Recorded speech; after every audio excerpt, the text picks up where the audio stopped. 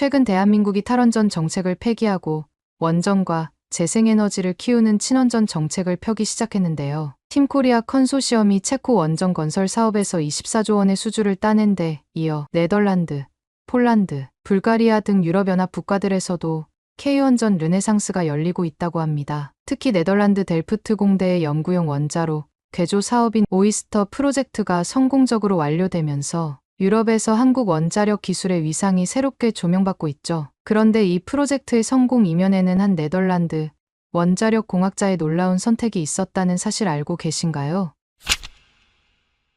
안녕하세요. 저는 네덜란드 델프트 공대 출신의 원자력 공학자 헤오르이나 키스입니다. 저는 한국원자력연구원의 오이스터 프로젝트를 통해 한국의 놀라운 기술력을 직접 경험하게 되었고 결국 제 조국인 네덜란드를 떠나 한국으로 귀화까지 결심하게 되었답니다. 사실 이런 제 선택에는 할아버지의 영향이 컸는데요. 제 할아버지 비렐름 키스 교수님은 델프트 공대에서 40년 넘게 동아시아학을 연구하신 석학이셨어요. 특히 하멜 표류기 연구의 세계적 권위자셨고 한국과 네덜란드의 과학기술 교류사에 남다른 애정을 가지고 계셨죠. 생전에 한국은 미래의 과학강국이 될 거지라고 늘 말씀하시던 할아버지의 예견이 지금 현실이 되어가고 있다는 게 참 감회가 깊네요. 제 인생의 극적인 전환점은 2014년 가을 델프트 공대 원자력공학과 연구동 3층의 제 연구실에서 시작되었어요. 당시 저는 원자로 냉중성자 제어 최적화라는 주제로 박사학위를 받은 지 채 한 달도 되지 않은 28살의 패기 넘치는 연구원이었죠. 그런 제가 유럽 과학계의 주목을 받고 있던 오이스터 프로젝트의 평가위원으로 발탁되었다는 건 솔직히 말씀드리면 부담이 컸답니다. 이 오이스터 프로젝트가 얼마나 중요했는지 말씀드리자면 무려 10년간 유럽 전역의 과학자들이 애타게 기다려온 프로젝트였거든요. 우리 델프트 공대의 60년 된 연구용 원자로를 최첨단 냉중성자 생산시설로 탈바꿈하는 대형 프로젝트였는데 성공만 한다면 물리학, 생명공학, 신소재 개발 등 첨단 과학 연구의 새 지평을 열 수 있는 획기적인 사업이었죠. 특히 이 시설이 완공되면 유럽에서 6번째로 냉중성자 연구가 가능한 연구소가 된다는 점에서 네덜란드의 자존심이 걸린 일이기도 했어요. 그해 10월의 어느 늦은 밤이었죠. 창밖으로는 가을비가 내리고 있었고 저는 연구실에서 한국과 일본 양국이 제출한 기술 제안서를 꼼꼼히 검토하고 있었어요. 한국원자력연구원과 일본 미쓰비시 중공업 두 기관의 제안서를 모니터에 나란히 띄워놓고 비교 분석하던 중이었는데 문득 화면 구석에 있던 할아버지의 디지털 아카이브 폴더가 눈에 들어왔네요. 평소에는 무심코 지나쳤을 텐데 그날따라 유독 신경이 쓰이더군요. 마우스 커서를 옮기다가 우연히 발견한 한국원자력연구라는 하위 폴더. 그 순간 왠지 모를 떨림이 온몸을 훑고 지나갔어요. 호기심에 클릭했는데 제 인생이 완전히 바뀌게 될 거라고는 상상도 못했답니다. 폴더를 열자마자 가장 먼저 눈에 들어온 건 한 네덜란드 과학기술 교류사 박연에서 현대까지라는 제목의 900페이지짜리 이발표 논문이었어요. 할아버지께서 마지막까지 심혈을 기울이셨던 연구였나 봐요. 논문 첫 페이지를 넘기는 순간 저는 그 자리에 얼어붙고 말았죠. 우리 가문의 뿌리와도 연결될 수 있는 놀라운 이야기가 펼쳐지고 있었거든요. 박연이라는 네덜란드 과학자의 이야기였는데 1627년 제주도에 표류한 후 조선에 정착해 과학기술 발전에 지대한 공헌을 했다는 내용이었어요. 특히 인상 깊었던 건 그가 조선의 화포를 현대화하고 군사기술을 혁신적으로 발전시켰다는 대목이었죠. 더구나 그는 무과의 장원급제까지 했다고 하더군요. 저는 밤새도록 할아버지의 연구를 읽어 내려갔어요. 정말 흥미진진했던 건 하멜 표류기 번역 작업 노트였답니다. 할아버지께서는 수십 년간 하멜의 기록을 연구하시면서 특히 박연과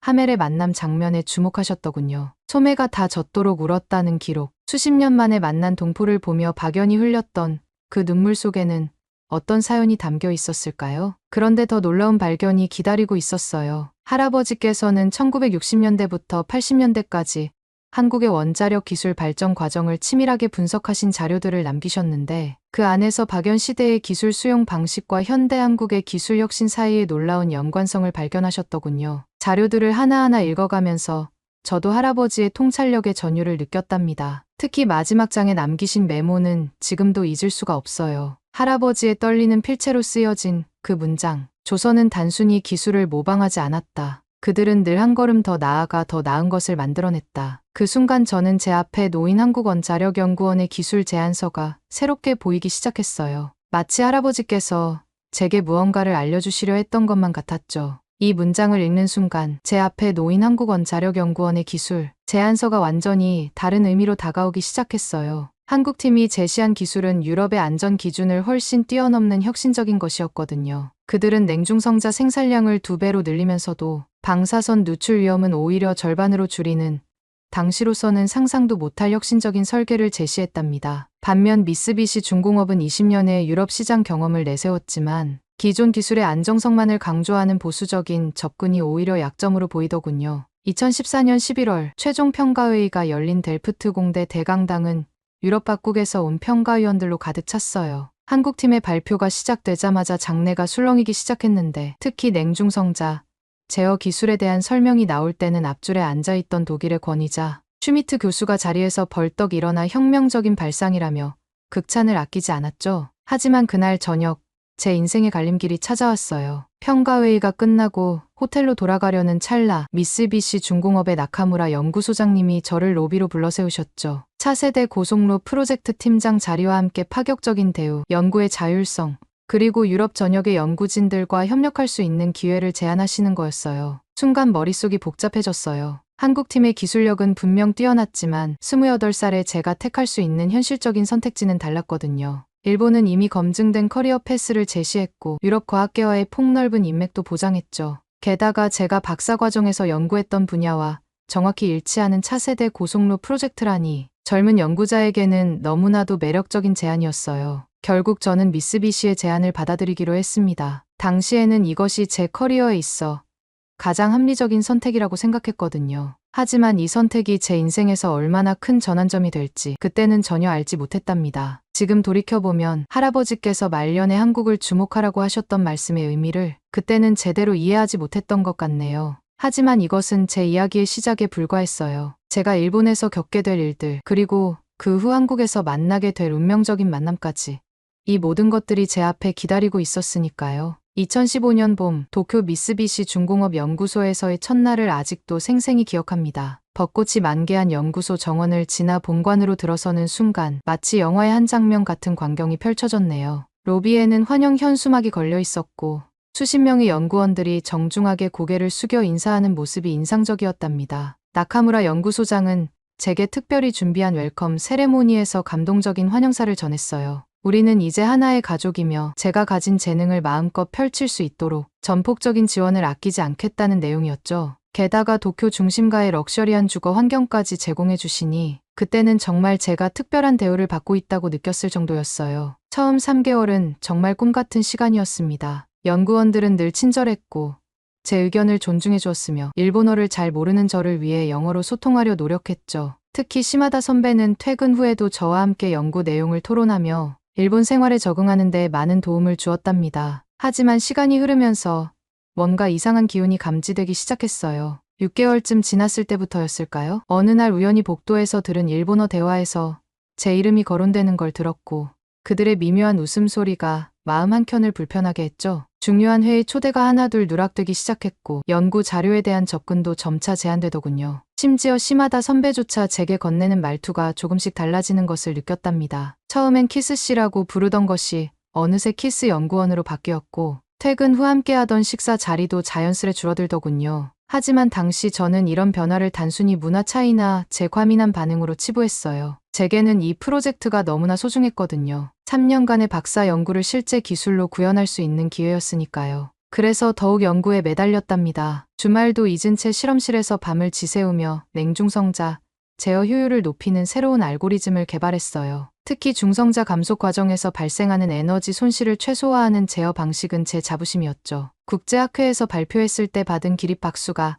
아직도 귓가에 생생해요. 그런데 2016년 2월에 그날 제 인생에서 가장 충격을 마주하게 됐습니다. 평소처럼 늦은 밤까지 연구실에 남아 실험 데이터를 정리하고 있었는데 문득 특허 출원 절차를 확인해 볼 생각이 들더군요. 일본 특허청 사이트에 들어가 중성자 감속 제어를 키워드로 검색해 보았는데 그 순간 제 손가락이 마우스 위에서 굳어버렸어요. 처음에는 제 눈을 의심했습니다. 제가 수백 번 고민하고 수정해가며 완성한 비대칭 펄스를 이용한 중성자 감속 제어 방식이 일본 연구진들의 명의로 출원되어 있었거든요. 혹시 비슷한 기술일까 하는 마음으로 떨리는 손으로 내용을 하나하나 읽어내려 갔죠. 하지만 그것은 제가 박사 논문에서 제안했던 바로 그 방식이었고, 심지어 제가 고안한 고유의 알고리즘까지 그대로였어요. 그리고 발명자란의 첫 번째 이름 시마다 마코토를 보는 순간 온몸에 식은땀이 흘렀습니다. 설마 시마다 선배가. 저도 모르게 모니터를 손으로 짚으며 중얼거렸죠. 바로 어제도 제게 커피를 건네며 환하게 웃었던 그가, 지난 주말에도 제 실험 결과를 함께 기뻐해 주었던 그가 도저히 믿을 수 없었어요. 부정하고 싶은 마음에 특허 명세서를 몇 번이고 다시 읽었지만 그럴수록 더욱 선명해지는 현실에 눈앞이 캄캄해졌답니다. 연구실의 차가운 불빛 아래 저는 한동안 꼼짝도 할 수 없었어요. 마치 제 인생의 일년이 모두 거짓말이었다는 걸 깨달은 것 같은 그런 참담한 기분이었죠. 다음 날 아침, 저는 곧장 나카무라 소장실로 향했습니다. 평소답지 않게 예약도 없이 찾아갔지만 더 이상 일본식 예의 따위는 중요하지 않았죠. 소장실 문을 열자 나카무라 소장은 마치 제가 올 것을 알고 있었다는 듯 차분히 앉아있더군요. 떨리는 목소리로 이번 일에 대한 설명을 요구했어요. 하지만 그의 반응은 제가 상상했던 것과는 완전히 달랐답니다. 미안하다거나 해명하는 대신 그는 마치 날씨 얘기라도 하듯 덤덤하게 와세이 기술 보호 정책에 대해 설명하더군요. 미쓰비시의 모든 기술 개발은 일본의 이름으로 보호되어야 하며 외국인인 제가 이해하기 어려운 그들만의 문화일 수 있다는 말까지 덧붙였어요. 저는 그 말을 듣는 순간 참았던 분노가 폭발해버렸어요. 다른 사람의 지적 재산권을 훔치는 것을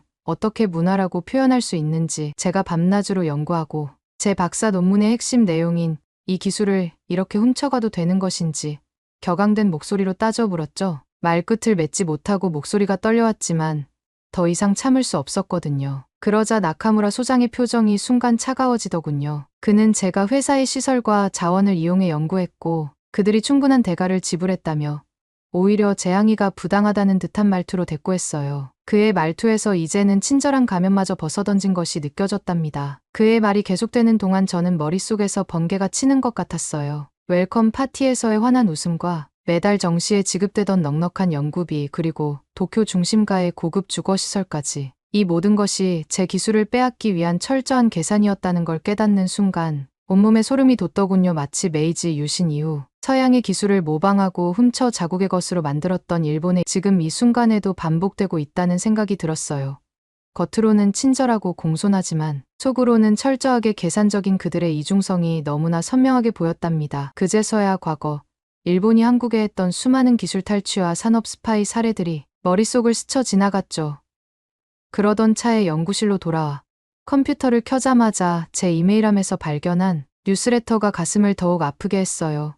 한국원자력연구원이 오이스터 프로젝트에서 냉중성자 제어 효율을 200% 이상 높이는데 성공했다는 내용이었거든요. 특히 그들이 개발한 기술은 제가 연구하던 방식과는 완전히 다른 혁신적인 접근법이었다고 하더군요. 화면을 내리다 보니 체코의 두코바니 원전 수주전에서도 한국이 최종 후보로 올랐다는 기사도 눈에 들어왔고요. 가슴이 답답해 연구소를 나왔어요. 이제 막 봄이 시작된 도쿄의 거리에는 벚꽃이 흩날리고 있었죠. 그동안 아름답다고만 생각했던 이 풍경이 왜인지 모르게 공허하게 느껴졌어요. 문득 할아버지께서 생전에 자주 하시던 말씀이 떠올랐습니다. 박연이 조선에서 찾은 것은 단순한 기회가 아닌 진정한 신뢰였다고요. 그제서야 이해가 되더군요. 왜 박연이 네덜란드로 돌아가지 않고 조선을 선택했는지. 기술은 단순한 지식의 전달이 아니라 서로 간의 신뢰와 존중이 있어야 진정한 발전이 가능하다는 걸 그는 이미 300년 전에 깨달았던 거죠. 벚꽃이 흩날리는 도쿄의 거리를 걸으며 저는 처음으로 제가 가야 할 길이 어디인지 분명히 보였답니다. 연구실로 돌아와 할아버지의 연구 자료를 다시 펼쳤어요. 박연은 기술을 인정하고 존중하는 곳을 선택했다는 문구가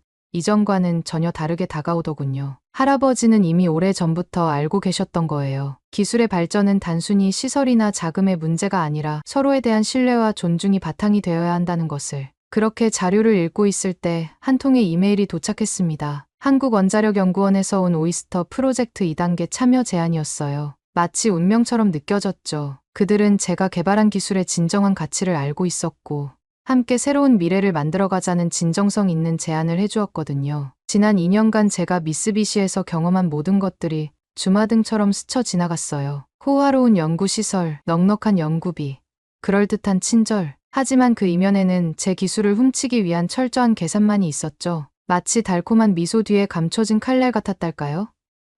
처음에는 망설였습니다. 또다시 낯선 나라에서 새로운 도전을 시작한다는 게 두렵기도 했으니까요. 하지만 한국원자력연구원이 보내온 기술 제안서를 검토하면서 확신이 들었어요. 그들이 제시한 기술적 비전은 제가 꿈꾸던 것과 정확히 일치했고 무엇보다 진정성이 느껴졌거든요. 이스라린 경험이 오히려 저에겐 값진 선물이 되었네요. 겉으로 보이는 화려한 포장 뒤에 숨겨진 진실을 보는 눈을 갖게 됐고, 진정한 기술 협력이란 무엇인지, 또 서로에 대한 존중이란 어떤 것인지 깊이 생각하게 됐거든요. 그렇게 2018년 초 저는 대전행 비행기에 몸을 실었습니다. 도쿄의 벚꽃을 뒤로하고 낯선 도시로 향하는 길, 묘하게도 마음이 편안했어요. 마치 300년 전 박연이 조선으로 향했을 때처럼 저도 이제 제가 가야 할 곳을 찾은 것 같은 기분이었답니다. 2018년 초 대전 한국원자력연구원의 첫 출근길이 아직도 생생합니다. 늦겨울의 차가운 공기를 가르며 본관으로 향하는 길에서 묘한 설렘이 느껴졌어요. 일본에서의 쓰라린 경험이 아직 채 아물지도 않았는데 이상하게도 마음이 편안해지더군요. 연구원 로비에서 저를 맞이한 첫 인상이 특별했답니다. 일본에서처럼 정자세로 늘어선 직원들도 형식적인 박수도 없었어요. 대신 연구원들이 삼삼오오 모여 커피를 마시며 자연스럽게 다가와 인사를 건네더군요. 게다가 놀라웠던 건 오이스터 프로젝트 2단계에 대한 이야기를 나누면서도 격식이나 서열에 얽매이지 않고 자유롭게 의견을 주고받는 모습이었어요. 심지어 신입 연구원이 팀장급 연구원의 의견에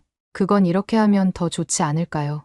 하고 스스럼 없이 제안하는 모습을 보며 일본에서의 경직된 분위기가 무색해지더군요. 그날 점심시간, 지금도 잊을 수 없는 운명 같은 순간이 찾아왔어요. 복잡한 식당에서 어색하게 자리를 찾고 있을 때였죠. 문득 누군가 제 어깨를 살짝 두드리며 다가왔는데 그 순간 느껴진 특유의 온기가 아직도 생생해요. 깊은 눈빛과 따뜻한 미소를 가진 남자였는데 오이스터 프로젝트 책임자 강효성이라고 자신을 소개하더군요. 처음엔 그가 프로젝트 책임자라는 말에 긴장했었죠. 하지만 그의 말투에는 일본 상사들에게서 느꼈던 권위의식이나 거리감이 전혀 없었어요. 35의 젊은 나이에 이미 네이처지에 논문을 실은 세계적인 원자력 전문가였음에도 마치 오랜 친구처럼 편안하게 대화를 이끌어가는 모습에 저도 모르게 마음이 열리더군요. 특히 제 연구에 대해 진지하게 묻고 깊이 있게 토론하는 모습에서 기술을 대하는 한국 연구진들의 진정성을 느낄 수 있었답니다. 우리의 관계가 특별해진 건 어느 늦은 밤 연구실에서였어요. 그날도 평소처럼 늦게까지 실험 데이터를 검토하고 있었는데 효성이 내 연구실 문을 조심스레 두드렸죠. 손에는 따뜻한 커피 2잔과 함께 낡은 논문 한 편을 들고 있었어요. 효성이 내민 논문이 혹시 제 할아버지의 것인지 조심스레 물었을 때 저는 놀라움을 감출 수 없었어요. 제 할아버지의 한네덜란드 과학기술 교류사 연구였거든요. 더구나 그 논문 여백에는 효성이 꼼꼼하게 메모해둔 필기가 가득했어요. 그가 오래전부터 이 연구를 깊이 있게 살펴봤다는 게 한눈에 보였죠. 효성은 할아버지의 연구를 읽으면서 늘 궁금했다고 했어요. 왜 그분이 그토록 한국의 기술력을 주목하셨는지를. 그의 목소리에는 진심 어린 존경이 묻어났고 눈빛에서는 단순한 호기심이 아닌 진정한 학문적 열정이 느껴졌죠. 마치 오래된 퍼즐의 마지막 조각을 찾은 것처럼 제 마음이 따뜻해지는 순간이었답니다. 밤이 깊어갈수록 우리의 대화는 더욱 깊어졌어요. 형광등 아래에서 커피를 마시며 할아버지의 연구에서 시작해 한국의 과학기술 발전사, 그리고 현재 우리가 연구하는 기술의 의미까지 시간 가는 줄 모르고 이야기를 나눴죠. 효성은 제 중성자 제어 이론을 처음 봤을 때부터 놀랐다고 했어요. 기존의 방식을 완전히 뒤집는 혁신적인 접근이라 생각했다면서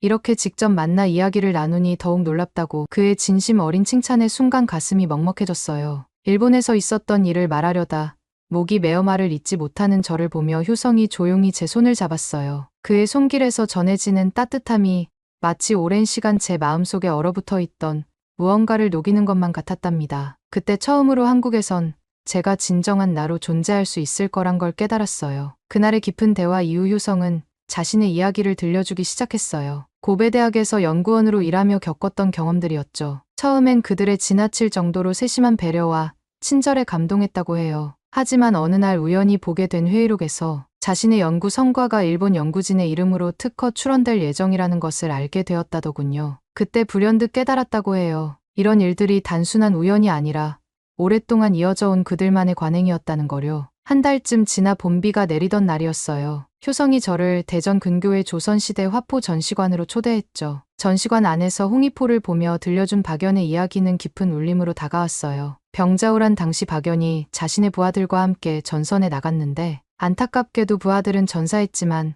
그는 끝까지 조선을 지켰다고 해요. 더 놀라운 건 전쟁이 끝난 후에도 조선의 무기 체계를 현대화하는데 평생을 바쳤다는 거였죠. 마치 제가 지금 서 있는 자리가 300년 전 박연의 자리와 겹쳐지는 듯한 묘한 느낌이 들었어요. 해가 저물어갈 무렵 계룡산이 보이는 한식당으로 자리를 옮겼죠. 창밖으로 보이는 노을빛이 유난히 아름다웠던 그날 저녁 저는 처음으로 제 마음을 완전히 열었어요. 일본에서의 인연이 얼마나 고통스러웠는지, 그들의 이중성의 배신감을 느끼던 순간들, 그리고 그 속에서 제가 얼마나 외롭고 두려웠는지. 말을 하다 보니 눈물이 앞을 가렸어요. 하지만 그 눈물은 이상하게도 씁쓸하지만은 않았어요. 누군가 진심으로 내 이야기를 들어주고 내 아픔을 이해해주는 것만으로도 오랫동안 제 마음을 짓누르고 있던 무거운 짐이 조금씩 가벼워지는 걸 느낄 수 있었거든요. 눈물 섞인 제 고백을 들으며 효성은 잠시 깊은 생각에 잠겼다가 차분한 목소리로 일본의 역사적 패턴을 설명해 주었어요. 임진왜란 때 아무 예고 없이 부산진을 기습한 것부터 시작해서 청일전쟁,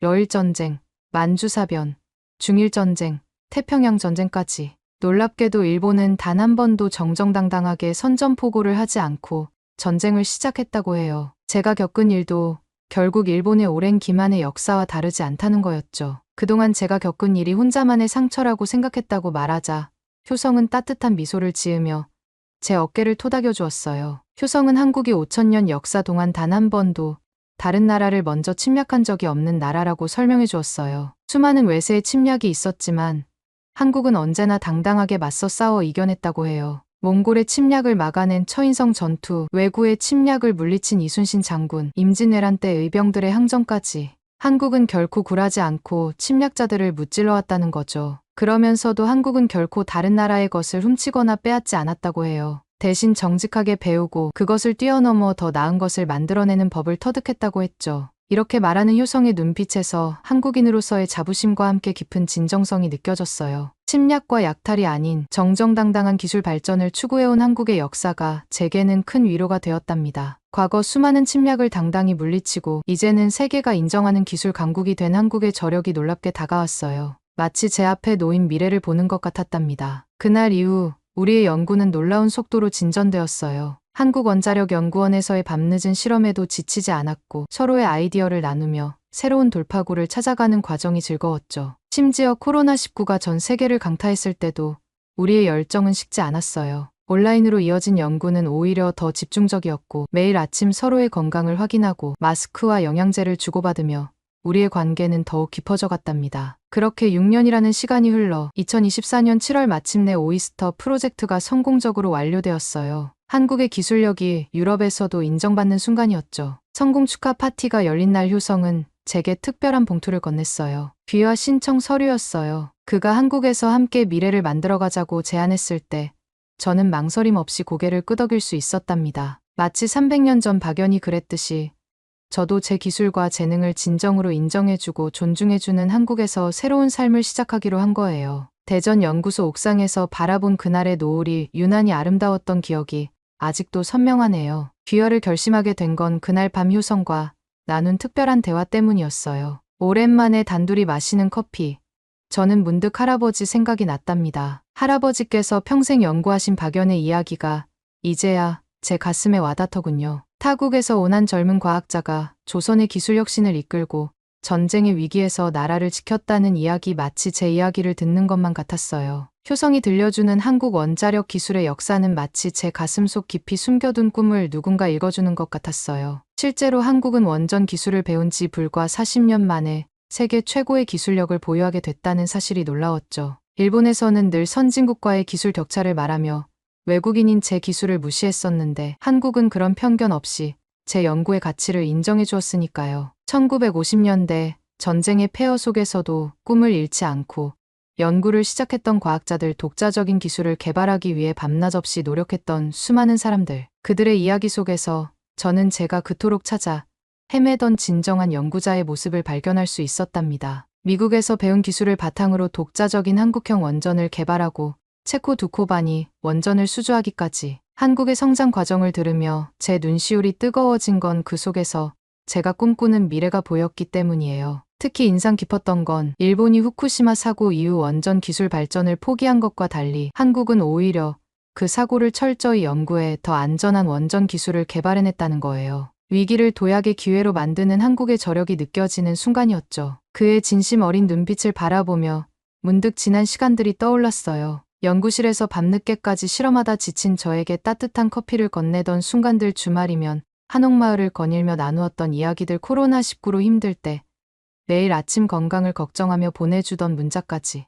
효성은 제게 단순한 동료 이상이었죠. 연구자로서의 꿈을 이해하고 제 기술을 인정하며 더 나은 미래를 함께 그리는 동반자였답니다. 특히 잊을 수 없는 건 제가 일본에서의 상처를 털어놓았을 때 효성이 보여준 반응이에요. 그는 제 이야기를 끝까지 경청해 주었고 진심 어린 위로와 함께 새로운 희망을 보여주었죠. 그때 처음으로 느꼈어요. 이 사람과라면 평생을 함께해도 좋겠다고. 연구자로서의 꿈도 한 사람으로서의 행복도 모두 이룰 수 있겠다고요. 그날 저녁 효성이 제 손을 따뜻하게 잡으며 한 말이 지금도 가슴에 울립니다. 우리는 기술을 빌리되 훔치지 않았고 배운 것을 뛰어넘어 더 나은 것을 만들어냈어요. 이제는 우리가 세계 원자력 기술의 새로운 역사를 써내려갈 차례예요. 키스 씨와 함께 그 순간 깨달았어요. 제 꿈을 펼치고 기술을 발전시킬 수 있는 곳, 제가 진정한 연구자로 인정받을 수 있는 나라가 바로 한국이라는 거요. 일본에서 느꼈던 유리천장도 외국인이라는 한계도 여기서는 느낄 수 없었죠.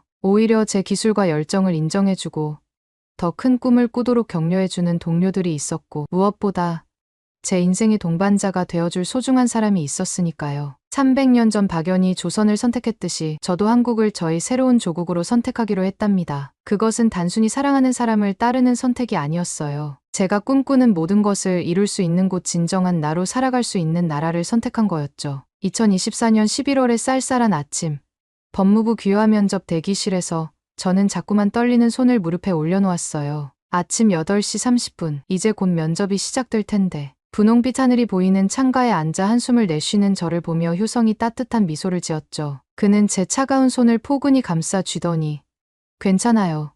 우리가 여기까지 오는 동안 얼마나 많은 것들을 함께 이뤄냈는데 라고 속삭였어요. 그의 말에 용기를 얻어 할아버지의 박연 연구 자료를 다시 한번 펼쳐보았답니다. 대기실에는 저 말고도 5명의 귀화 신청자들이 있었어요. 그중 제 옆자리의 베트남 여성이 특히 인상적이었죠. 8년 전 한국의 시골에서 남편을 만나 결혼했다는 그녀는 처음엔 말도 통하지 않고 너무 힘들었다고 해요. 하지만 시어머니께서 친딸처럼 한글을 가르쳐 주시고 이웃들은 텃밭 농사부터 김장까지 하나하나 알려주셨대요. 떨리는 목소리로 자신의 이야기를 들려주던 그녀가 문득 환하게 웃으며 말하더군요. 한국은 우리의 꿈을 이뤄주는 나라예요. 이제는 마을 주민들과 함께 작은 농산물 가게도 운영하고 있답니다. 한국 사람들의 따뜻한 정이 아니었다면 불가능했을 거예요. 그 말을 듣는 순간 제 마음속 깊은 곳에서 무언가가 울리는 듯했어요. 서로 다른 환경에서 왔지만 우리 모두 한국이라는 나라에서 새로운 꿈과 희망을 발견한 거죠. 마치 300년 전 박연이 처음 조선의 땅을 밟았을 때 느꼈을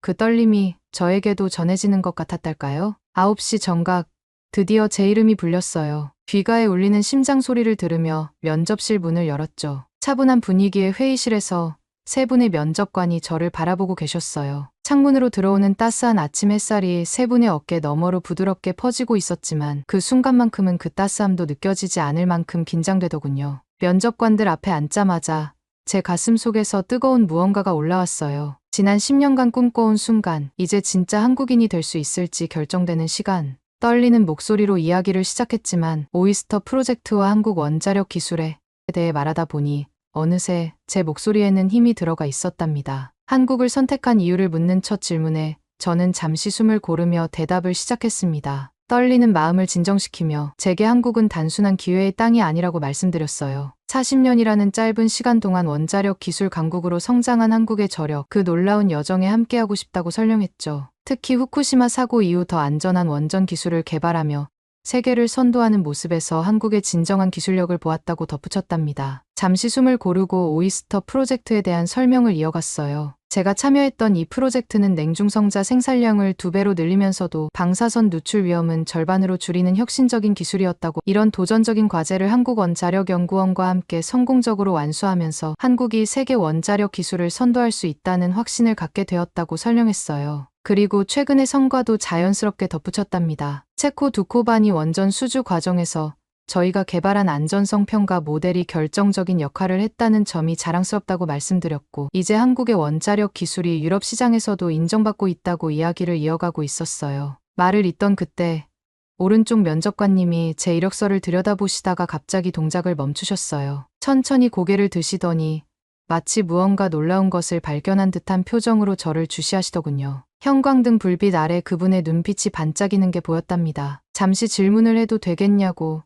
조심스레 말씀하시는 목소리가 미세하게 떨리고 있었어요. 혹시 델프트 공대 동아시아학과의 비렐름 키스 교수님의 손녀가 맞느냐는 질문에 제가 고개를 끄덕이자 그분의 얼굴에 믿기지 않는다는 표정이 스치더군요. 그러더니 자신을 소개하시는데 20년 전 할아버지의 박연 연구로 박사학위를 받은 정성우 교수님이시라고 하셨어요. 특히 할아버지께서 돌아가시기 전 마지막으로 지도하신 제자라는 말씀을 하실 때는 목소리에 깊은 감정이 묻어 있었답니다. 순간 면접실의 공기가 확 달라지는 걸 느낄 수 있었어요. 양 옆에 계시던 다른 두 분의 면접관님도 자세를 고쳐 앉으시며 이 뜻밖의 상황에 집중하시는 게 보였죠. 정 교수님은 잠시 말씀을 멈추시고 깊은 숨을 들이쉬셨는데 그 짧은 순간 동안 저는 할아버지의 연구실에서 보냈던 수많은 순간들이 떠올랐답니다. 그러다 정 교수님께서 할아버지의 말씀을 떠올리시며 이야기를 이어가셨어요. 박연과 조선의 만남이 단순한 우연이 아니었다고 할아버지께서 늘 강조하셨다면서 이렇게 할아버지의 손녀가 한국의 원자력 기술을 이야기하는 모습을 보니 그 말씀의 의미가 더욱 특별하게 다가온다고 하시더군요. 그 말씀을 듣는 순간 제 가슴 한켠이 뜨거워지는 걸 느꼈어요. 차가운 면접실의 공기 속에서도 왠지 모를 따스함이 전해지더군요. 평생을 바쳐 박연의 발자취를 연구하신 할아버지의 열정이 이렇게 특별한 순간에 예상치 못한 방식으로 제게 돌아올 줄은 정말 몰랐으니까요. 할아버지께서 늘 이야기하시던 인연이란 게 이런 것이었나 봅니다. 그 순간만큼은 마치 할아버지께서 제 곁에 계시면서 제가 선택한 이 길을 조용히 응원해 주시는 것만 같았답니다. 그때 맞은편에 앉으신 여성 면접관께서 부드러운 목소리로 말씀을 이어가셨어요. 검은 정장 차림의 그분이 따뜻한 미소를 지으시며 한국원자력연구원의 강효성 박사와의 인연에 대해 여쭤보시더군요. 그 순간 제 심장이 두근거리기 시작했답니다. 문득 떠오르는 효성과의 추억에 제 얼굴이 붉어지는 걸 느끼며 천천히 말씀을 시작했어요. 효성은 제게 단순한 동료 이상의 존재라고 일본에서의 쓰라린 경험으로 상처받은 제 마음을 따뜻하게 위로해 주었다고 말씀드렸죠. 그분은 제 연구와 기술을 진심으로 인정해 주었을 뿐만 아니라 지금은 제 인생의 가장 소중한 동반자가 되어 주었다고 이야기했어요. 특히 함께 한국형 원전을 세계화하는 꿈을 키워가고 있다는 말을 할 때는 제 목소리에 자부심이 묻어났답니다. 세 분의 면접관님들은 서로 의미심장한 눈빛을 교환하시더니 따뜻한 미소와 함께 더 이상의 질문은 필요 없다고 말씀해 주셨어요. 그 눈빛에서 저는 이미 합격을 예감할 수 있었죠. 떨리는 마음으로 면접실 문을 열고 나왔을 때 복도 끝에서 기다리고 있던 효성의 모습이 보였어요. 늘 그렇듯 단정한 정장 차림에 따뜻한 미소를 짓고 있는 그를 보는 순간 지난 6년간의 모든 순간들이 영화처럼 스쳐 지나갔답니다. 효성은 저를 향해 걸어와 조심스럽게 포옹해 주었고 제 귓가에 이제 진짜 한국 사람이 됐네요 라고 속삭여 주었어요. 그 말에 담긴 따뜻함이 제 마음 깊숙이 스며들었죠. 이제 우리는 정말 특별한 시작을 앞두고 있어요. 전통 한옥에서 작은 결혼식을 올리기로 했는데 마치 오래된 한국의 전통과 새로운 미래가 만나는 것 같아 더욱 의미가 깊답니다. 연구소에서는 더 큰 도전들이 기다리고 있지만 이제는 두렵지 않아요. 할아버지께서 그토록 사랑하셨던 이 나라에서 저는 이제 진정한 한국인으로서 효성과 함께 새로운 역사를 써내려갈 거예요. 지금 이 순간 300년 전 박연의 선택이 제 모습으로 다시 태어난 것 같아 가슴이 벅차오르네요. 그가 조선을 선택했듯이 저도 한국을 선택했고 이제는 이 나라의 과학기술 발전을 위해 제 모든 열정을 바칠 수 있게 되었으니까요. 오늘 사연은 여기까지입니다. 어떻게 들으셨나요? 오늘 사연이 재미있으셨다면 구독 버튼 한 번만 눌러주세요. 저는 더 좋은 사연으로 찾아뵐게요. 감동도서관이었습니다. 감사합니다. 한국의 작은 골목길에서 마주친 할머니의 보따리 속 물건 하나가 전 세계를 발칵 뒤집어 놓았습니다. 한국의 저출산 문제를 취재하러 왔다가 우연히 마주친 할머니 한 분 때문에 미국 여자 특파원의 인생이 완전히 바뀌었답니다. 과연 그날 무슨 일이 있었던 걸까요? 안녕하세요. 저는 보스턴 글로브의 특파원 줄리아 로즈라고 합니다. 공항에 내리는 순간 매서운 한파가 제 뺨을 스쳤습니다. 2024년 1월의 끝자락, 서울의 겨울은 여전히 그때처럼 차갑더군요. 20년 전, 제가 8살 때였죠. 아빠가 삼성전자 보스턴 연구소에서 한국 본사의 인공지능 리서치 센터 설립에 참여하게 되시면서 저희 가족은 이태원에서 2년간의 한국 생활을 시작하게 되었답니다. 그때는 아시아가 어디에 있는지도 몰랐던 어린아이였고 지도에서 한국을 찾는 것조차 어려웠어요. 하지만 이상하게도 지금 이 매서운 추위가 반갑게 느껴지는 건 그때의 특별했던 시간들이 제게 남겨준 따뜻한 기억들 때문인 것 같네요. 그렇게 시작된 우리 가족의 갑작스러운 한국 생활은 제 인생에서 가장 특별한 시간으로 남았고, 지금 다시 이곳에 서니 그때의 추억이 물밀듯이 밀려오는 걸 느낄 수 있었답니다. 20년이 지났지만 눈을 감으면 아직도 선명하게 떠오르는 풍경이 있어요. 회색빛 시멘트 담장을 따라 구불구불 이어진 이태원, 외국인 학교 뒤편의 좁다란 골목길과 우리 집 바로 옆 작은 한옥에 살던 정기현 할머니의 주름진 미소랍니다. 아직도 생생해요. 낡은 대문 옆에 놓인 마당 한켠에서 빨갛게 익어가던 고추들, 그리고 툇마루 아래 놓인 고양이 밥그릇까지. 처음에 할머니는 저를 보실 때마다 노란 머리를 가진 이방인이 이웃이 된 것을 신기해하시며 살짝 경계하는 눈빛을 보내셨죠. 그도 그럴 것이, 당시 이태원이라고 해도 외국인이 골목 안까지 들어와 사는 경우는 드물었으니까요. 그러다 따스한 봄볕이 마당 가득하던 어느 날 오후, 제가 혼자 구슬치기를 하고 있을 때였답니다. 할머니께서 문득 따뜻한 미소를 지으시며 저를 향해 손짓하셨고 재미있는 이야기를 들려주시겠다며 저를 안으로 초대하셨어요. 그 순간의 따스함이 지금도 가슴 한켠을 적시네요. 그렇게 시작된 우리의 특별한 토요일 오후는 마치 동화 속 한 장면 같았어요. 할머니 대거실에는 항상 달달한 쌍화차 향기가 은은하게 퍼져 있었죠. 낡은 장롱 위에는 할머니가 즐겨 드시던 한약재들이 가지런히 놓여 있었고, 문풍지 사이로 새어들어오는 노을빛은 할머니의 하얀 머리카락을 금빛으로 물들였답니다. 그런 분위기 속에서 할머니는 저에게 한국의 옛 이야기를 들려주셨어요. 특히 심청전을 들려주실 때면 할머니의 목소리에는 특별한 떨림이 있었어요. 마치 당신의 이야기를 들려주시는 것처럼요. 세상에서 가장 큰 사랑이 무엇인지 물으시면 저는 늘 부모님의 사랑이라 답했답니다. 그때마다 할머니는 깊은 세월이 담긴 미소를 지으시며 그 사랑이 바다보다 더 깊다고, 마치 심청이의 사랑처럼 말이라고 하셨죠. 그때는 그저 재미있는 옛날 이야기라고만 생각했는데 지금 다시 그 말씀을 떠올리면 할머니께서 전하고자 하셨던 진정한 의미가 가슴 깊이 느껴지네요. 특히 할머니께서 흥부놀부 이야기를 들려주시던 날이 선명하게 기억나요. 한국 사람들은 이런 이야기를 들으며 자라났다면서 형제간의 우애와 사람의 마음이 얼마나 소중한지를 일깨워 주셨죠. 그때 할머니의 눈빛에는 왠지 모를 그리움이 깃들어 있었고, 먼 산을 바라보시듯 깊은 한숨을 내쉬셨던 모습이 아직도 눈에 선합니다. 1950년 6월, 새벽의 고요를 깨뜨린 폭격 소리로 시작된 한국 전쟁 당시의 실화였죠. 서울이 순식간에 북한군에게 점령당했다는 소식에 15살이었던 할머니는 부모님과 5살 된 동생을 데리고 피난길에 올라야 했답니다. 한여름의 떼약볕 아래 등에는 동생을, 손에는 이고 갈 짐을 들고 부산까지 보름을 걸어야 했다고 해요. 피난민 행렬은 끝없이 이어졌고 전투기가 지날 때면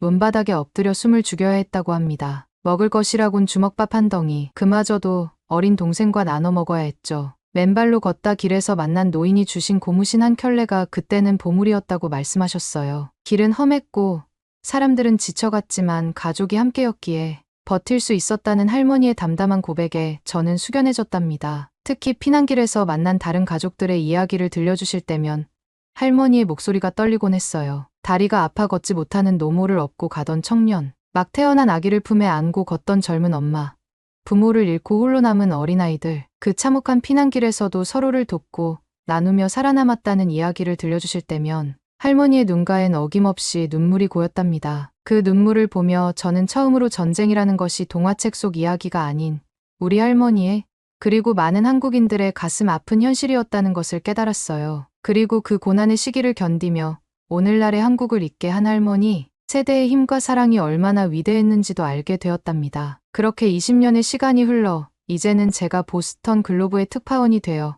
다시 한국을 찾게 되었네요. 현재 세계 최저 출산율을 기록하고 있는 한국의 현실을 취재하기 위해서였죠. 사실 제가 이 주제에 관심을 갖게 된 것은 보스턴에서 만난 한국계 2세 친구 민지 때문이었어요. 어쩌면 할머니께서 들려주신 그 모든 이야기들이 지금의 저를 이끌어준 것인지도 모르겠다는 생각이 드네요. 사실 제가 이 주제에 관심을 갖게 된 것은 보스턴에서 만난 한국계 2세 친구 민지 때문이었어요. 어쩌면 전기현 할머니께서 들려주신 그 모든 이야기들이 지금의 저를 이끌어준 것인지도 모르겠다는 생각이 드네요. 민지와 저는 보스턴 대학 도서관에서 우연히 만났답니다. 한국의 저출산 문제를 다룬 기사를 읽고 있던 민지가 근심 어린 표정으로 기사를 보던 그날, 우리는 밤늦게까지 이야기를 나눴어요. 민지는 한숨을 쉬며 말했죠. 요즘 한국의 젊은이들이 결혼과 출산을 기피하는 현상이 단순한 사회 문제가 아니라 수십 년간 이어져 온 한국인의 정체성이 흔들리고 있다는 신호라고요. 특히 민지가 할머니 이야기를 하며 울먹이던 그 순간이 잊히질 않네요. 할머니께서 한국전쟁 통해 피난길에서 동생을 잃고도 전쟁이 끝난 뒤 5남매를 키우시며 가족의 소중함을 몸소 보여주셨다는 이야기였어요. 그 말을 들은 순간 전기현 할머니의 그 따뜻했던 미소가 떠올랐답니다. 더욱 마음이 먹먹해진 건 제가 한국행을 준비하던 때 우리 할머니께서 알츠하이머 진단을 받으셨다는 소식을 들었을 때였어요. 40년간 보스턴 메디컬 센터의 신경외과 의사로 수많은 생명을 살리셨던 우리 할머니는 이제는 자신이 의사였다는 사실조차 잊으신 채 하얀 병원복을 낯설어 하시죠. 젊은 시절 수술 가운을 입고 당당하게 걸으시던 그 복도를 이제는 휠체어를 타고 지나가시는 모습을 볼 때면 가슴이 찢어질 것만 같아요. 특히 할머니를 뵈러 갈 때마다 오늘은 저를 기억하실까 하는 두려움에 병실 문 앞에서 한참을 망설이게 된답니다. 대부분의 날들은 낯선 사람처럼 저를 바라보시지만 가끔 맑은 날이면 여전히 우리 귀여운 로즈라고 부르시며 미소 지으신답니다. 그 순간만큼은 마치 제가 어렸을 때처럼 할머니는 저의 머리를 쓰다듬어 주시고 따뜻한 코코아를 타주시던 그때로 돌아간 것만 같아요. 하지만 그 짧은 순간이 지나면 할머니의 눈빛은 다시 안개 속으로 사라지고 저는 그 안개 속에서 할머니를 붙잡지 못한 채 눈물만 훔치게 되죠. 그럼에도 그 흐릿한 미소 속에는 여전히 변함없는 사랑이 담겨 있어요. 기억은 사라져도 사랑은 남는다는 걸 할머니를 통해 배우고 있답니다. 그래서일까요? 이번 한국행은 단순한 저출산 문제 취재를 넘어 제 어린 시절의 추억과 한국인의 정체성을 찾아가는 특별한 여정이 될 것 같다는 예감이 들었어요. 전귀현 할머니께서 들려주신 그 옛날 이야기들, 민지 할머니의 전쟁 이야기, 그리고 제 할머니의 따뜻한 미소까지, 이 모든 것들이 지금의 한국을 이해하는 소중한 열쇠가 되어줄 거라는 확신이 들었거든요. 어쩌면 이번 취재는 제가 오랫동안 찾아왔던 질문의 답을 찾는 여정이 될지도 모르겠다는 생각이 들었습니다. 택시에서 내려 이태원 골목길을 향해 발걸음을 옮기는 순간 심장이 마구 뛰기 시작했어요. 20년이라는 세월이 지난 후 찾은 이곳은 제가 기억하는 것과는 사뭇 달랐답니다. 높은 빌딩들이 하늘을 가리고 세련된 카페들이 줄지어 있었거든요. 하지만 그 안쪽 골목으로 들어서자 마치 타임머신을 탄 것처럼 제가 기억하는 그 세상이 펼쳐졌어요. 어릴 적 매일 뛰어다니던 돌계단의 홈이 그대로였고 담벼락에 핀 담쟁이 덩굴도 꼬불꼬불 이어진 골목길도 변함없더군요. 발걸음을 옮길 때마다 추억이 물밀듯이 밀려와서 가슴이 벅차올랐습니다. 그렇게 걷다가 전귀현 할머니 댁 앞에 다다랐을 때 갑자기 발걸음이 굳어졌어요. 낡은 대문은 여전했지만 할머니의 자랑이던 항아리들은 온데간데 없었고 매년 가을이면 빨갛게 물들던 고추도 보이지 않았거든요. 할머니의 부재를 느끼게 하는 적막감에 가슴 한켠이 덜컥 내려앉았답니다. 불안한 마음에 떨리는 손으로 옆집 초인종을 눌렀는데 뜻밖에도 20년 전 그 모습 그대로인 종호 아저씨를 만나게 되었어요. 늘 제게 맛있는 배를 깎아주시던 그 따뜻한 미소 그대로였답니다. 아이고, 이게 누구야? 로즈 아니니? 라고 하시며 반갑게 맞아주시는 종호 아저씨의 목소리에 안도감이 몰려왔어요. 그런데 곧이어 들려온 소식은 마치 벼락처럼 저를 내리쳤답니다. 전귀현 할머니께서 작년 봄 벚꽃이 필 무렵에 돌아가셨다는 거였어요. 그 순간 제 몸에서 모든 힘이 빠져나가는 것 같았어요. 무릎이 꺾이며 그만 골목길 한가운데 주저앉고 말았죠. 할머니가 들려주시던 이야기들, 그 따뜻한 미소, 쌍화차 향기, 모든 것이 한꺼번에 밀려와 눈앞이 흐려졌습니다. 제가 다시 한국에 와서 꼭 만나 뵙고 싶었는데 이제는 영영 할머니의 목소리를 들을 수 없다는 현실이 저를 덮쳤어요. 평생 간직하고 싶었던 그 모든 이야기들을 이제는 추억으로만 간직해야 한다는 사실에 눈물이 멈추지 않았답니다. 그때 종호 아저씨가 저의 어깨를 토닥이며 할머니 이야기를 들려주겠다며 안으로 들어오라고 하셨습니다. 아저씨의 거실로 들어서자 따뜻한 대추차 향기가 코끝을 스쳤어요. 마치 전귀현 할머니의 쌍화차처럼 달달한 향이 마음을 달래주는 것 같았죠. 아저씨는 찻잔을 내어주시며 떨리는 목소리로 말씀하셨어요. 할머님은 마지막까지도 로즈 얘기를 하셨단다. 미국에서 온 착한 손녀가 있다고, 그 아이가 어떻게 지내는지 보고 싶다고 하시면서 그 말씀에 가슴 한켠이 뜨거워지며 또다시 눈물이 흘렀습니다. 바로 그때였어요.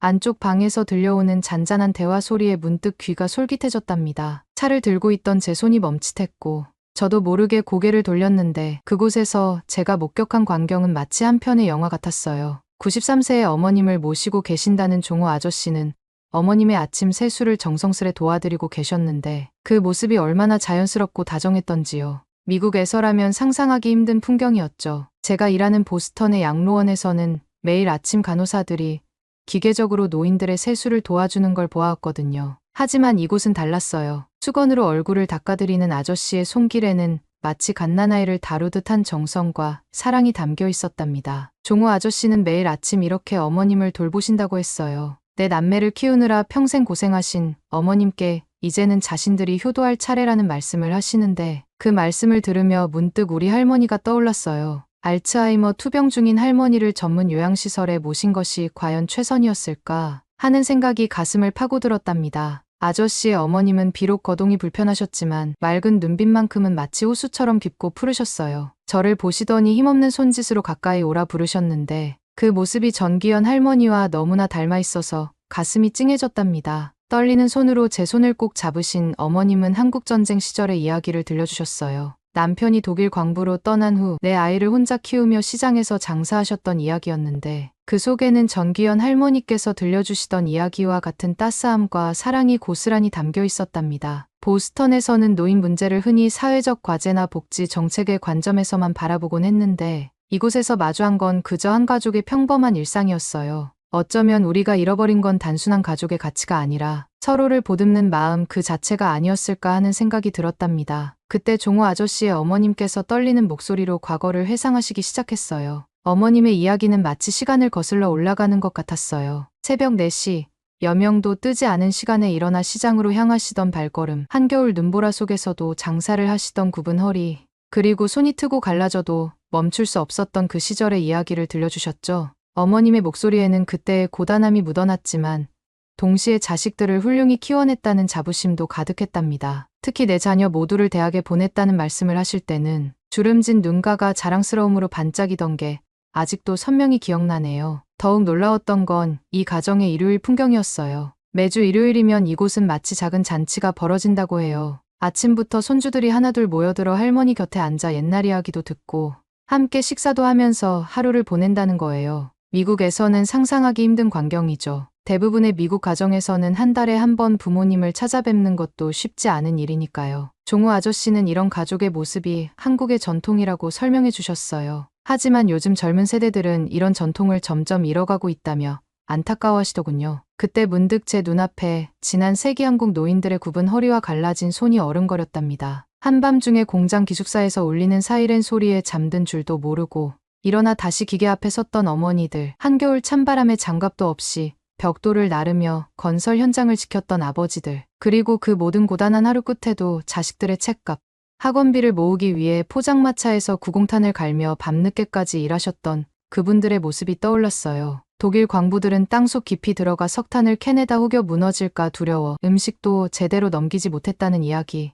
간호사로 떠난 딸들은 낯선 독일 병원에서 말도 통하지 않는 환자들을 돌보며 고향 생각에 눈물로 밤을 지새웠다는 이야기. 그 모든 이야기의 끝에는 언제나 자식들 잘 되라고 라는 한마디가 있었죠. 일제강점기에는 우리말도 마음껏 하지 못하고 이름마저 빼앗겼던 암흑의 시절을 견디셨고 해방의 기쁨도 잠시, 한국전쟁으로 모든 것을 잃고도 맨손으로 다시 일어나셨어요. 보릿고개가 너무 높아 진흙으로 배를 채우던 시절에도 자식들은 굶기지 않겠다며 자신의 한 끼를 덜어 자식의 숟가락에 얹어주셨다는 이야기를 들으면 지금도 눈시울이 뜨거워진답니다. 이분들이 바로 오늘날 한국의 기적을 만든 장본인들이에요. 허리가 굽고 손이 거칠어져도 자식 교육만큼은 포기하지 않으셨죠. 끼니를 걸러가며 자식을 대학에 보내고 남들보다 늦은 나이에 한글을 배워가며 장사를 시작하고 무릎이 아파도 새벽 시장에 나가 생계를 이어가셨어요. 그 모든 희생이 지금의 대한민국을 만들었다는 걸 이제야 가슴 깊이 이해하게 되었답니다. 그리고 그 기적은 단순한 경제적 성공이 아니었어요. 서로를 위해 희생하고 보듬어주며 힘들 때마다 가족이라는 이름으로 다시 일어설 수 있었던 눈물과 사랑의 결실이었던 거예요. 지금 우리가 누리는 모든 것들 속에는 그분들의 굽은 허리와 갈라진 손, 그리고 마르지 않은 눈물이 고스란히 담겨 있다는 걸 결코 잊어서는 안 되겠다는 생각이 들었습니다. 취재차 왔던 제 마음은 어느새 깊은 경외감으로 가득 찼어요. 지하철에서 젊은이들이 노인들께 자리를 양보하고 식당에서는 어르신들께 먼저 수저를 건네며 버스에서는 어르신들의 무거운 짐을 함께 들어드리는 모습들. 이런 작은 배려들이 모여 한국만의 특별한 정을 만들어내고 있다는 걸 느꼈답니다. 정부에서도 노인들을 위한 복지관과 경로당을 운영하고 지하철과 버스 요금을 감면해주며 어르신들의 여가 생활을 위해 다양한 프로그램을 제공하고 있더군요. 특히 감동적이었던 건 매년 어버이날이면 온 나라가 어르신들께 감사의 마음을 전하는 모습이었어요. 종호 아저씨 댁을 나서며 문득 전귀연 할머니의 말씀이 떠올라 사람의 마음은 시간이 흘러도 변하지 않는단다. 그 말씀처럼 제가 찾은 이 골목길에는 여전히 따뜻한 정과 사랑이 살아 숨쉬고 있었답니다. 어쩌면 이것이야말로 제가 찾던 한국의 진정한 모습, 그리고 세계가 배워야 할 소중한 가치가 아니었을까요? 이제 저는 알 것 같아요. 한국의 어르신들은 단순히 보호받아야 할 대상이 아니라 우리가 존경하고 배워야 할 스승이라는 것을요. 그분들의 삶 자체가 우리에게 주시는 가장 큰 선물이자 교훈이니까요. 전귀연 할머니께서 들려주신 그 모든 이야기들이 지금에서야 마음 깊이 다가오는 걸 보면 어쩌면 저도 조금은 성장한 걸까요? 창밖으로 스쳐 지나가는 겨울 풍경을 바라보며 부산으로 향하는 K 몸을 실었어요. 부산역에 도착했을 때는 이미 오후 3시가 넘어가고 있었어요. 저는 원래 부산의 노인복지 정책을 취재하러 왔던 참이었죠. 플랫폼을 빠져나와 택시 승강장으로 향하는 길에 부산경찰청 홍보기의 김주임에게서 전화가 왔답니다. 제가 오늘 방문 취재 예정이라는 걸 알고 있던 김주임은 제게 흥미로운 제안을 했어요. 마침 지금 관할 경찰서에서 특별한 사연의 할머니를 만날 수 있을 거라고요. 보따리를 꼭 끌어안은 채 몇 시간째 동네를 헤매시는 할머니의 이야기가 제가 준비 중인 기사에 의미 있는 사례가 될 것 같다는 거였죠. 택시를 타고 경찰서로 향하는 동안 저는 취재 수첩을 꺼내 들었지만 펜을 쥔 손이 자꾸만 떨렸어요. 이상하게도 가슴 한켠이 먹먹해지면서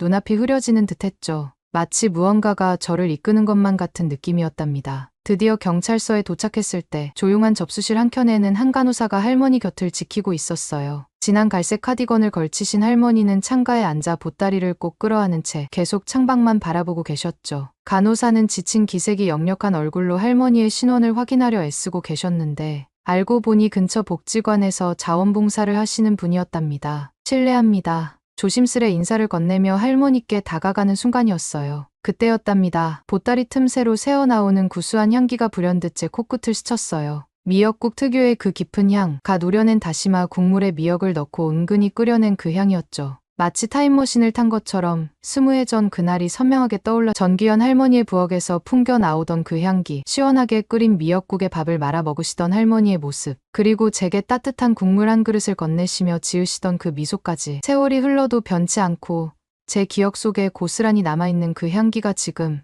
이 순간 현실이 되어 제게 다가온 거예요. 그 순간 저도 모르게 발걸음이 멈춰졌고 목 끝까지 차오르는 뜨거운 감정을 주체할 수가 없었답니다. 할머니의 보따리, 그 속에 담긴 미역국, 그리고 전귀연 할머니의 기억이 한데 어우러져 제 마음속에서 커다란 파도처럼 밀려왔거든요. 취재를 위해 준비했던 질문들은 온데간데 없이 사라지고 그저 할머니의 보따리를 바라보며 굳어버렸답니다. 할머니의 보따리, 그 속에 담긴 미역국, 그리고 전귀연 할머니의 기억이 한데 어우러져 제 마음속에서 커다란 파도처럼 밀려왔거든요. 옆에 계시던 간호사가 조용히 귀띔해 주셨어요. 할머니는 자신의 이름도 사는 곳도 전혀 기억하지 못하신다고요. 하지만 이상하게도 딸아이가 오늘 아기를 낳았다는 말씀만은 또렷이 하신다는 거였죠. 할머니는 떨리는 목소리로 딸에게 미역국을 갖다 줘야 한다며 계속 불안해하고 계셨답니다. 그 순간 20해 전 어느 겨울날 전귀연 할머니께서 들려주신 이야기가 마치 어제 일처럼 선명하게 떠올랐어요. 할머니는 그날 저녁 평소와 달리 유난히 긴 한숨을 내쉬시더니 오래된 사진 한 장을 꺼내 보여주셨죠. 해산 후 미역국을 드시는 젊은 시절 할머니의 모습이었어요. 할머니는 사진 속 젊은 시절의 자신을 어루만지시며 해산할 때 어머니가 끓여주신 미역국 한 그릇이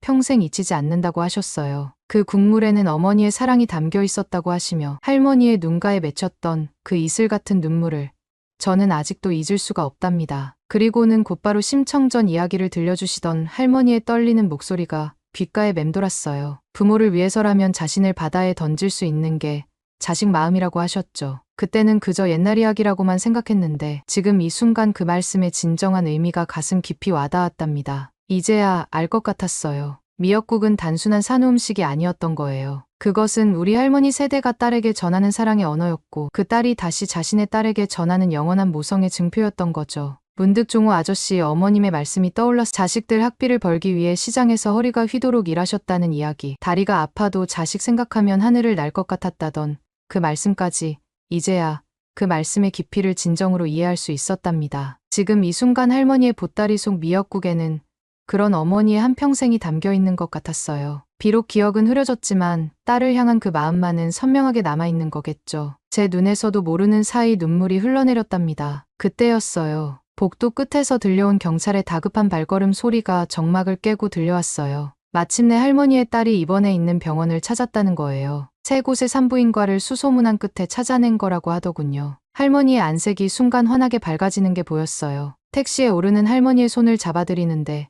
그 손이 마치 새장을 벗어나려는 작은 새처럼 떨리고 있었답니다. 보따리는 여전히 꼭 붙들고 계셨죠. 병원으로 향하는 동안 할머니는 창밖을 응시하며 끊임없이 중얼거리셨어요. 딸아이 이름을 부르시는 것 같았지만 그 이름조차 정확하지 않으셨죠. 병원에 도착해서 만난 간호사는 오랫동안 치매 환자를 돌봐온 분이었어요. 그분은 제게 먹먹한 목소리로 말씀하셨죠. 치매 환자들은 세상의 모든 기억을 잃어가면서도 가장 소중한 기억만은 간직하신다고. 그리고 그건 대부분 자식에 대한 기억이라고요. 그 말을 듣는 순간 마치 촛불처럼 흔들리는 할머니의 기억 속에서도 유독 딸에 대한 사랑만은 선명하게 빛나고 있다는 걸 깨달았답니다. 그때 문득 전귀연 할머니의 모습이 눈앞에 아른거렸어요. 할머니께서는 늘 말씀하셨죠. 세상에서 가장 큰 사랑은 부모의 마음이라고. 시간이 흘러도 기억이 흐려져도 그 사랑만은 절대 사라지지 않는다고요. 그 말씀의 의미를 이제야 온전히 이해할 수 있었답니다. 이제 저는 왜 제가 이곳에 오게 되었는지 알 것 같았어요. 이건 단순한 취재가 아닌 전귀연 할머니께서 저를 이끄신 특별한 여정이었던 거예요. 할머니께서 들려주신 그 모든 이야기들이 마치 퍼즐처럼 맞춰지며 오늘 이 순간을 위한 준비였다는 생각이 들었답니다. 문득 보스턴의 요양원에 계신 우리 할머니 생각이 났어요. 평생을 의사로 살아오시다 알츠하이머 진단을 받으신 후 자신이 의사였다는 사실조차 잊어가시는 할머니를 보며 저는 얼마나 많이 울었는지 모릅니다. 하지만 지금 이 순간 이 치매 할머니의 모습을 보며 우리 할머니를 새롭게 이해하게 된 것 같아요. 지난번 요양원을 찾았을 때 할머니는 저를 알아보지 못하셨지만 제가 들고 간 코코아 향을 맡으시곤 어린 시절 제게 타주시던 그 코코아 이야기를 하셨거든요.